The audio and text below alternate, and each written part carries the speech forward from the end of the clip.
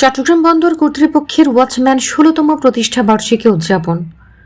শ্রমজীবী কর্মজীবী এক হও এই স্লোগানকে ধারণ করে প্রথমবারের মতো চট্টগ্রাম বন্দর কর্তৃপক্ষের নিরাপত্তা বিভাগের অধীনে থাকা ওয়াচম্যান বুকিং সেলের ১৬তম প্রতিষ্ঠা বার্ষিকী উদযাপন করা হয়েছে।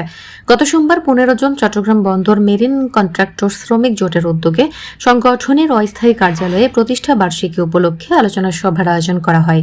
চট্টগ্রাম বন্দর শ্রমিক জোটের সভাপতি মইনুর রহমানের সভাপতিত্বে ও সাধারণ সম্পাদক রাজ্জাক হোসেনের সঞ্চালনায় অনুষ্ঠানে প্রধান অতিথি হিসেবে উপস্থিত ছিলেন জাতীয়তাবাদী শ্রমিক দল চট্টগ্রাম বিভাগের সভাপতি এম নাজিম উদ্দিন।